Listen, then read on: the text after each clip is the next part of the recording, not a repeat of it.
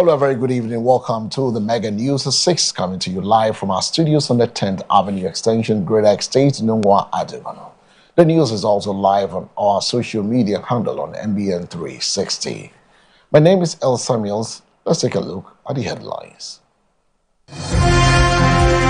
The Minister for Local Government, Chieftaincy and Religious Affairs, Ahmed Ibrahim, has acknowledged the significant role religious and faith-based organizations play in Ghana's national development. The Civil and Local Government Staff Association of Ghana has suspended a nationwide strike action following an appeal by government to allow more time for negotiation over salaries and conditions of service. On the international front, a Belgian court has ruled that a former diplomat can stand trial in connection with the killing in 1961 of Patrice Lumumba, Congo's first prime minister.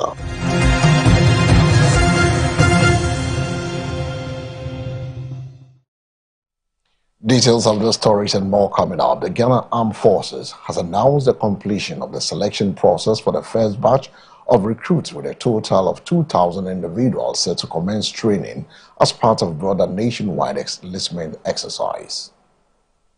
According to the statement issued by Captain Veronica Azoain, the selected recruits are expected to report to their respective regional selection centers across the 16 regions on Wednesday, March 18, 2026 at 9 a.m. to collect their appointment letters and prospectus. The Armed Forces noted that this initial group forms part of the 4 batches to be trained. It also assured applicants who were deferred due to treatable medical conditions during the screening process to seek appropriate care, indicating they would be reconsidered at a later stage at no additional cost. The statement further revealed that the first batch includes 18 individuals who sustained injuries during the Airwax Stadium stampede last year, as well as 5 others funded by families of victims of the incident. In recognition of the tragedy, the ministry expressed appreciation to all 16 regional administrations for their support in decentralizing the recruitment process in line with government's policy. It also encouraged remaining applicants to remain patient, assuring them that further selections would be made from a pool of high-performing candidates, with additional considerations being given to individuals from Sikaman in the Ashanti region who assisted in later last year helicopter crash rescue efforts. The Civil and Local Government Staff Association of Ghana has suspended a nationwide strike action following an appeal by government to allow more time for negotiation over salaries and conditions of service. In a press statement issued on March 17, the association said its National Executive Committee had agreed to halt the industrial action for 2 weeks to create space for an amicable resolution of the disputes. The strike, which affected civil and local government services across the country, had been triggered by disagreement over the salary structure and conditions of service for members. According to the statement, the government requested a 14-day window to address the concerns raised by the union. Following deliberations, the association announced that the industrial actions would be temporarily suspended. CLOGSAC directed all its members nationwide to return to work by Tuesday, March 24, 2026, effectively restoring public services that had been disrupted. The release was signed by the association's executive secretary, Isaac Bampo Addo. CLOGSAC represents a significant portion of Ghana's public sector workforce, including administrative staff in ministries, departments, agencies, and local government assemblies. Industrial actions by the association typically disrupt essential services such as administrative processing, local government operations, documentation services, and coordination of public programs. The 2-week window places pressure on the government to deliver concrete proposals that address long-standing concerns over remuneration and working conditions. Failure to reach an agreement could see the strike reinstated, potentially paralyzing key public institutions. Okay. Suspension of strike action by the Civil and Local Government Staff Association, Ghana, CLOGSAC. The National Executive Committee, EXECO, of Civil and Local Government Staff Association, Ghana, CLOGSAC, on 17th March 2026, reviewed the appeal by government to call off the nationwide strike action and allow government 14 days to come to an amicable resolution of the issues with the salary structure and conditions of service of members of CLOSAC. EXECO, therefore, has suspended the nationwide strike. All members of CLOSAC are to report to work by Tuesday, 24th March 2026. Thank you.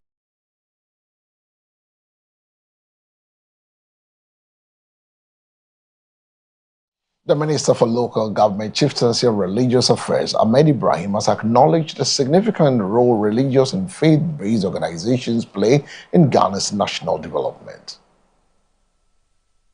Ahmed Ibrahim made the remarks during an outreach and donation exercise to selected Muslim communities in the Greater Accra region, where bags of rice and sugar were presented on behalf of the President, John Dramani Mahama, as part of the support for the upcoming Eid al-Fitr. Ahmed Ibrahim noted that the initiative is intended to support worshippers and bring relief to communities, ensuring that those who visit mosques during the period leave with smiles. The President, John Dramani Mahama, in appreciation of the endless contribution of religious and faith-based organizations to the development of the Ghana we want, sent us to come and do this token donation to them, knowing very well that in this very week, a lot of people will be trooping to their missions. Excellency, the President of the Republic, we are here not on any bad thing, but to show His Excellency's appreciation and to send his warm regards to His Eminence, Sheikh Nuhu Alhaji Shaributu. We don't need to talk. Almost all the heads of state of the Fourth Republic have passed through the reign of His Royal Eminence. Almost all the Christian spiritual leaders of the country also collaborate with His Eminence. There is peace in Ghana because His Eminence is peaceful. When everybody wants tensions to go high, His Eminence, the Sheikh Alhaji Nuhu Shaributu, bring tensions down. The National Chief Imam, Osmanu Nuhu Shaributu, also used the opportunity to call on Ghanaians to remain pious, united, and grateful to Allah, while continuing to pray for Ghana's leadership and development. A fuel tanker explosion at Port End Junction in the Central Region has destroyed property and caused heavy traffic congestion along the busy Kaswa-Winneba Highway. The incident occurred in the early hours of Tuesday, March 17, 2026, at about 5:30 a.m. when the tanker, reportedly traveling from Accra towards the Central Region, lost control and overturned on a section of the road under construction before bursting into flames. Eyewitnesses say the tanker rolled over moments before a loud explosion was heard, sending flames and thick smoke into the sky and forcing residents and nearby traders to flee for safety. The fire engulfed a nearby chop bar and spread to adjoining structures, destroying properties and leaving business owners counting their losses. One affected operator who has run the eatery for decades described the incident as devastating after losing his entire livelihood in the blaze. Despite the intensity of the fire, no fatalities have been recorded. The driver of the tanker is reported to have escaped before the explosion occurred. The explosion has led to significant traffic gridlock on the stretch, with movement along the highway severely affected as emergency team work to clear the wreckage. Residents have also raised concerns about delays in emergency response, calling for improved preparedness to handle such incidents in the future. Authorities are yet to provide further details as investigations into the cause of the incident continue. The former Defense Minister Dominic Nitiwul has expressed concern over the government's recent decision to expand recruitment in the country's security services, describing the move as not well thought through. President John Dramani Mahama has ordered a significant increase in the ongoing security services recruitment. Following a meeting with security chiefs and relevant ministers, he directed that the number of personnel recruited rise from 20,000 to 40,000 over the next 4 years. According to Mr. Nitiru, while increasing recruitment is a positive step towards strengthening the Ghana Armed Forces and the Ghana Police Service, the government must ensure that financial, logistical, and operational arrangements are in place to accommodate the additional personnel. The former minister said the announcement of increased recruitment numbers was welcome but raised critical questions about whether the government is ready to implement it effectively. The Bimbilla MP explained that recruitment in the security services depends on funds released by the Ministry of Finance, which enable payment of salaries and provision of essentials such as accommodation, uniforms, and logistics. According to him, doubling recruitment without securing these resources could create challenges for the agencies involved. While acknowledging the need to build personnel numbers in the security sector and provide opportunities for young people, the minority warned that the government's preparedness remains unclear. The Security Expansion Directive follows revelation by the Interior Minister that only 5,000 applicants will be considered for the current phase of the recruitment, which relates to the 2025 intake. Following its revelation, the ministry has since received public criticism for selling over 500,000 vouchers, despite knowing it does not have the capacity to employ more people. Residents of Nungwa in the Greater Accra region have been left in shock following a fire outbreak earlier today that destroyed several properties and displaced occupants. Firefighters were deployed to the scene to bring the situation under control. A raging fire swept through parts of Nungwa today, sending thick plumes of smoke into the sky and causing panic among residents and traders in the area. Eyewitnesses say the fire started in the early hours and spread rapidly, consuming structures and valuable belongings before emergency responders arrived. Personnel from the Ghana National Fire Service were quickly dispatched to the scene and worked tirelessly to contain the blaze and prevent it from spreading to nearby buildings. Some residents attempted to salvage their belongings, while others looked on helplessly as the flames destroyed properties. Although the exact cause of the fire is yet to be determined, preliminary reports suggest it may be linked to an electrical fault, a common cause of fire outbreaks in similar incidents. No casualties have been officially confirmed at this time, but several people are reported to have lost their homes and businesses. Authorities say investigations are underway to determine the exact cause of the fire, while affected residents are calling for support. The Ghana National Fire Service is once again urging the public to observe fire safety measures to prevent such incidents.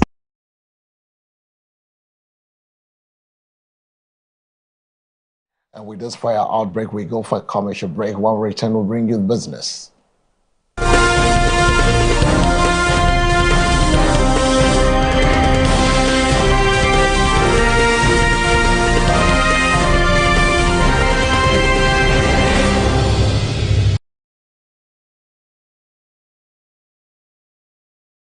Hi, welcome to Shiloh Guest House, where comfort meets warmth.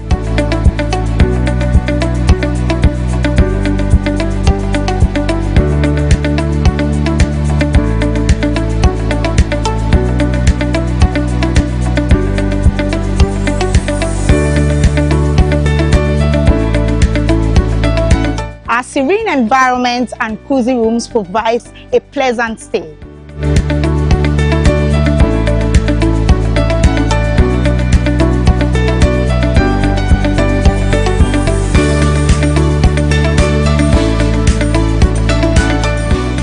To book a room with us, call 055-5940-103 and 0241-972076. Locate us at Teshi Nungwa Estate, number 8 Coconut Street, directly behind A-Life Supermarket. Shiloh Guest House, where comfort meets warmth.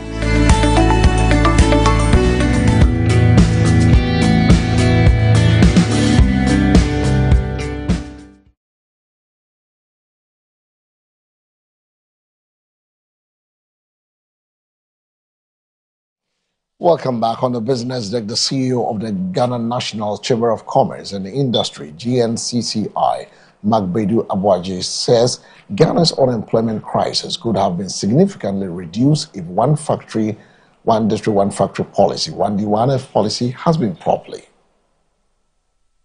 He said the country does not lack well-designed policies, but continues to struggle with execution.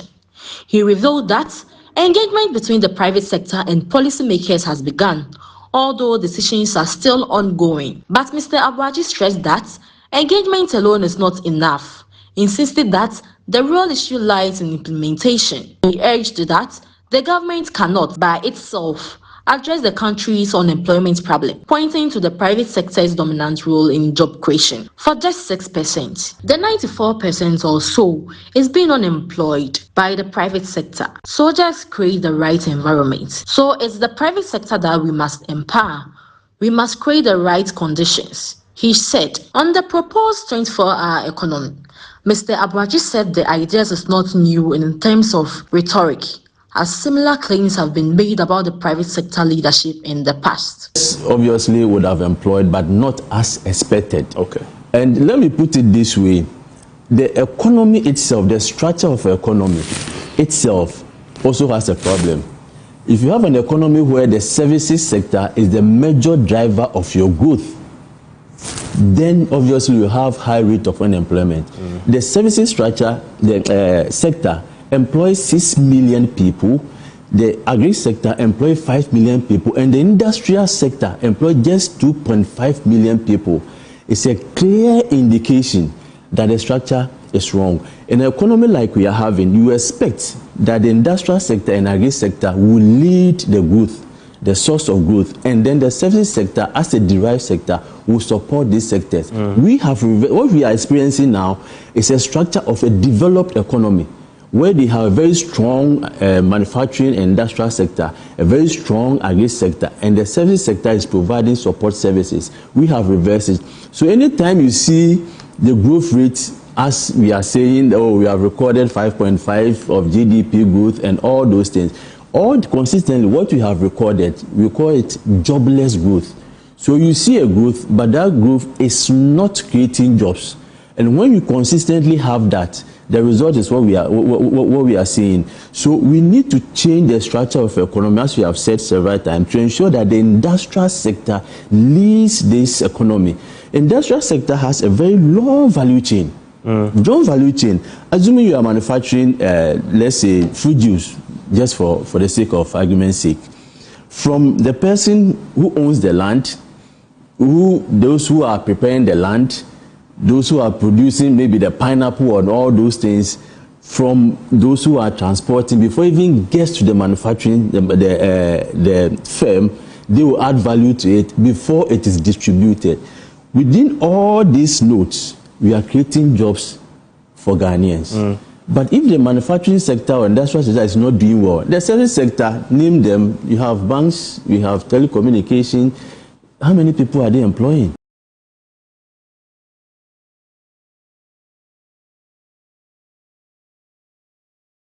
And that was the voice of the CEO of GNCCI. We go for a break. When we return, we go to the international front.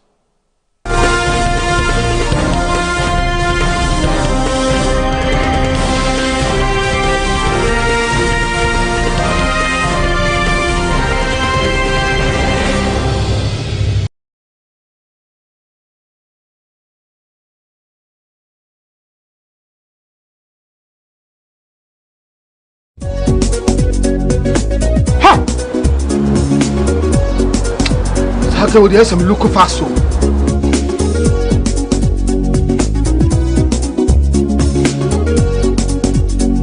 Baba, me again. Let's go yale. Me quite remember who hear me. Menti me sent my friend doctor when I'm crossing over. Share the conversation. See what we saw any. Yes, malaria. Hey, malaria. Oh, what they say with the router? Me copy the absence here. A draw in a friend router mixer. Yeah, come on, let it draw. And running so Gaftrap and the draw abaso body assay. Wabo Ruta mixture abaso. Ruta natural products in one Ruta mixture. Yeah, you could see a treat. Ruta tonic and the Ruta life for a who a finish like the bunny, a fin pedium. Let's support the immune system. Ruta de Obiasia, FDA, I did drinking crap to you.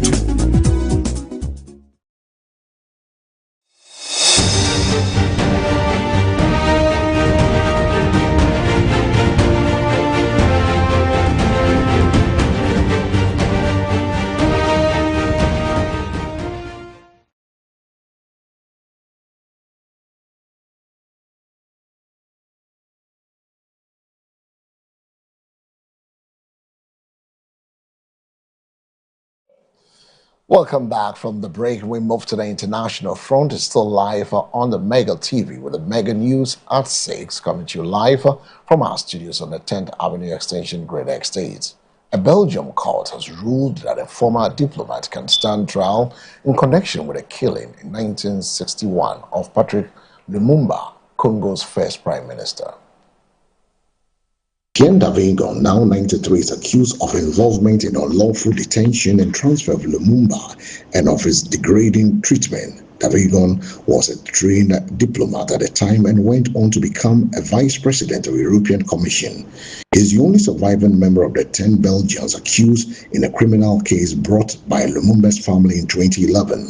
The independence hero was executed by a firing squad and his body was dissolved in acid.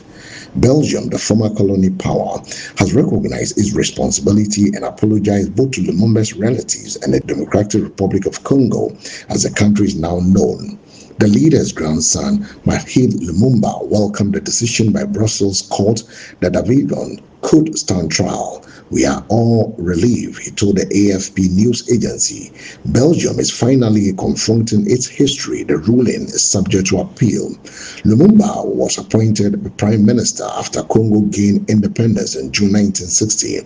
He was one of the most prominent voices in African anti-colonial movement. Although Belgium has relinquished power in view of Lumumba as a threat to its continued economic and political influence in the country. In a famous speech on Independence Day in front of the Belgian dignitaries, including King Boadi, Lumumba, aged 34, castigated the Belgians, saying that the Congolese has been... And as I will come to the end of this evening news on MBN TV, live and direct from our studios. But before we take leave of you, let's take a second look at the stories making headlines.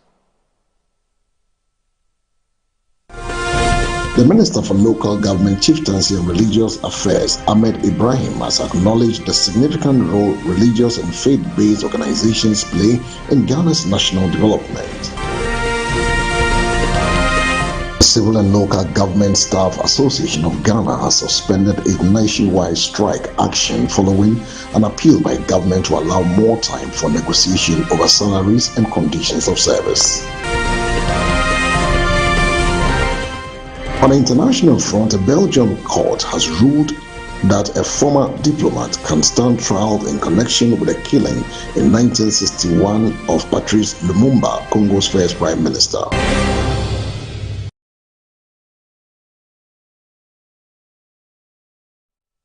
For more news, log on to MBN 360. Make a day with the same time tomorrow. The news was also live on our social media handles. My name is El Samuels. Do have a good evening.